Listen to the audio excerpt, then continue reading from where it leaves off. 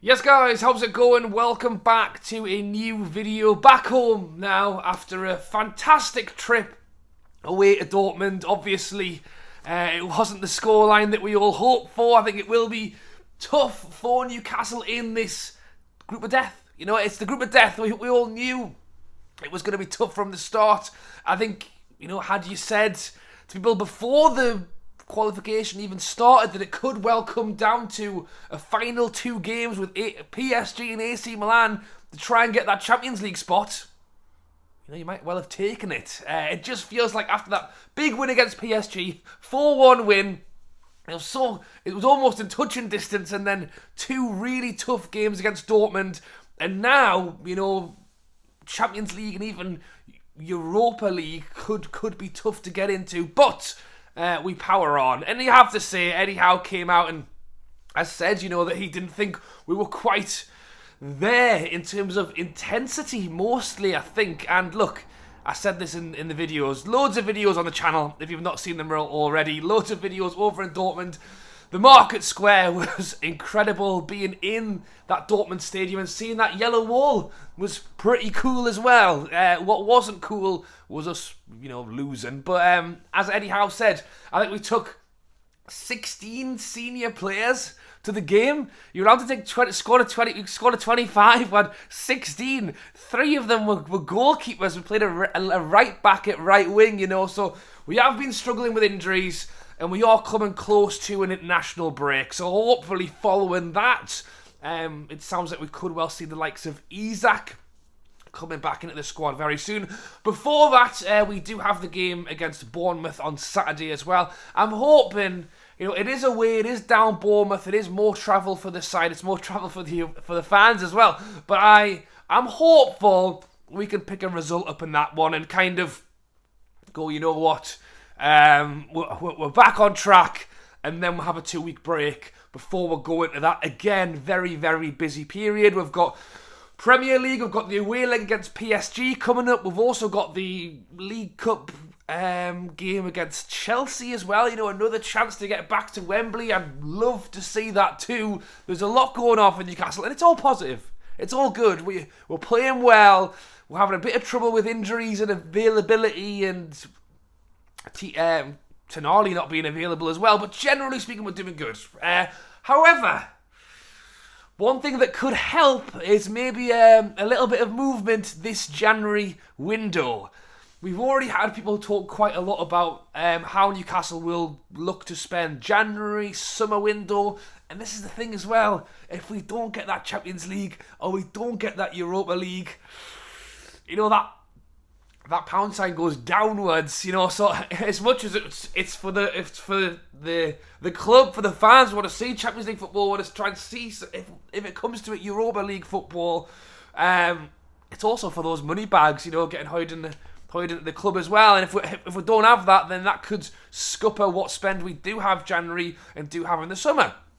So what is also being linked, as well as hopefully a few buys. I mean, look, for me, you look at it, striker, Isak's incredible, Wilson scoring goals for fun, but we've seen them both get injuries, and if both of them are out, we're looking at maybe a Gordon to come in. Maybe if the whole squad didn't have so many injuries, right, Gordon, you play up front for a few games, because he has done it a couple of times, and he has looked all right at times, but haven't look, because when Gordon goes up front, there's nobody to play on the wing, because Murphy's also injured, and then we're trying to put Livramento right wing, so it is a bit of a combination of everything. But you let me know down below, what would be your target position going into this January window? Mine would look at striker. I think midfield's okay. Obviously we've lost Tonali, but I think another centre mid would be pretty handy. I think because Miley's still just coming through, Anderson's had an injury as well, we're relying on Joe Linton and Longstaff playing every game. It's great to have Joe Willock back, played magnificently well in the last couple of games. The Manchester United game return was absolutely top quality But I think midfield's another place we're looking at. Fullbacks, well, you think we're all right in fullback. Dan Burn and Target are both out for 3 months. Lewis Hall looks like he could well be getting a lot more first-team football than first imagined. I know I've tried the Trippier left, Livramento right. I'm undecided on that because I think Trippier right back is amazing. I think Livramento right back is amazing. Trippier's our best. I think Trippier's probably the only right back who keeps Livramento out of a side. But I just don't know how I feel about putting one of our most creative attacking players. I know he's a right back, but most chances created in the Premier League, and then putting him on the left because then you could potentially lose on what Trippier gives you up the right. There's quite a few positions that I'd be interested in. And what is being heavily linked is that Newcastle could well look to the Saudi League as an option to bring players in. Obviously, we have the PIF as majority owners. It is the Public Investment Fund of Saudi Arabia. We saw us sell St. Max to them in the summer window for a fair market value. That's a lot of what it comes down to. It is obviously ownership of two parties. But as long as the amount of money exchanged is said to be fair, there should be no issue. Newcastle are being linked with potential loan players from Saudi Arabia. Ruben Neves, the ex-Wolves player who's gone out there, is being heavily linked. It's rumoured, I'll say rumoured, not reported, that he would be interested in a move back to the Premier League and Newcastle United. He's a good player. I don't know, he's a player that isn't necessarily top of my interest list, if I'm perfectly honest. But if it's a loan from Saudi, like how much does it cost for a loan? $1 million? You know, a 6-month loan to come over here, help dig in for the rest of the season. While Tonali's not here, you know, what other players in Saudi League could Newcastle potentially have links with to bring over? I'm not sure, but it's certainly an interesting route to go down to hopefully not have to pay huge wages either, because hopefully the club that they're already at will continue to cover majority of wages, if not all the wages. Newcastle won't have to pay a massive fee to bring them over.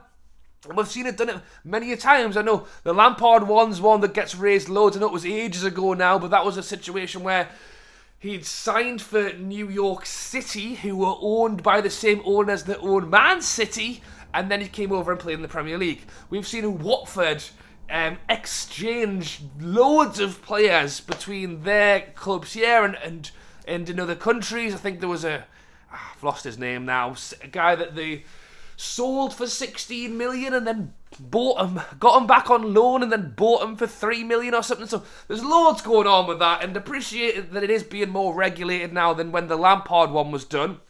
But it's commonplace. It's been happening for ages. Or is it? As it's being reported by Fabrizio Romano, by the Daily Mail Sport, that Premier Leagues are set to vote on whether they believe that clubs should be able to trade or buy and sell players between clubs under the same ownership. Now, this has never happened before. No one has ever bothered to blink an eye. Dan Ashworth mentions it, a line of text of mention in his most recent interview, saying, and maybe Dan Ashworth knew what was coming as well, because he said, currently, there are no restrictions on what deals, or paraphrasing, on what deals we can do with Saudi Arabia. Currently. He must have known, because 5 minutes later, there's now being reported that 14 out of 20 clubs are set to vote against on a temporary basis as well. So this isn't a rule that's getting passed for now and forever, just as long as it suits them for the moment, I think is my opinion on that one. So basically, a temporary ban, till the end of January? Just to make sure that Newcastle can't do it? I think it sounds pretty fishy to me.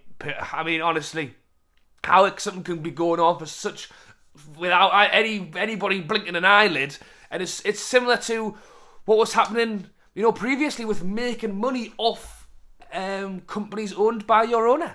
Nobody seemed to care for however long when it was Mike Ashley, but as soon as it was Newcastle's new owners, let's all vote on a decision that you can't make money off companies that work with your club. Like there's, it's as I say. Look, I think Newcastle have got the opportunity to go and kind of go wherever we want.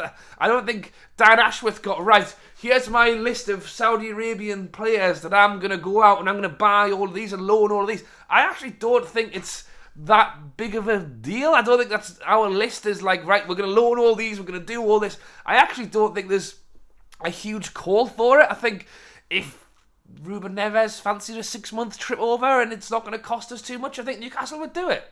But I don't think he's at the top of Dan Ashworth's hit list on we need to get him, we need to get him, we need to get him.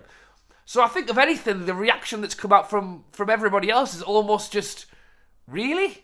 It's not like we are moments away from signing the contract and it's going to totally scupper all of our plans. I don't think the plans were even written. I think we've got another 2 months till the January window yet. I just think it's people running scared and trying to throw something in the throw a spanner in the works for, you know, something that Newcastle are trying to do. So yeah, I think it's pretty mental, to be honest. I would go as far to say it's pretty ridiculous that this is all turning out this way. But you guys will let me know your thoughts down below. As I say, the Ruben Neves one would have been great, and it's not to say that this is going to happen. It may well not happen. Who knows? The clubs may vote to keep it in. But I think it sounds like people are going, oh, let's try and stop them in the tracks when they can. And you know, it's no doubt the usual suspects who are trying to fought off what is becoming, you know, a competitive team in the league that people don't want to see do well, which is just crazy because why didn't anybody else mind? So there you go, that is my video this morning, up early before I go off to work. It's been a busy couple of days, but you let me know your thoughts down below on the situation. Is Ruben Neves a player that you are interested? Was it one that you weren't bothered about and still aren't bothered about? Or is it just the fact that they're just causing a fuss for no reason and it's maybe getting your back up a little bit? Because it has done mine, to be fair. But we will power on and we will find other ways around it, as we always do. Alright guys, thanks for watching as always. Hope you guys have enjoyed this video as well as all of the other ones I've posted over the last few days. If they haven't popped up on your homepage, go on the channel, take a look at them, because there's loads. The one in the Market Square yesterday was just tremendous, so do not miss out on that one if you haven't already. And subscribe, because if you're not subscribed, not all my videos will pop up for you, so be sure to hit the red button and they'll pop up. And go and check out Patreon as well. I did a host of behind the scenes videos on there. You can pay £5 a month for extra content, but I have also added a free section as well. So if you just want the odd extra video, you can join for free as well. Thank you for watching. Stay tuned, and I'll catch you later.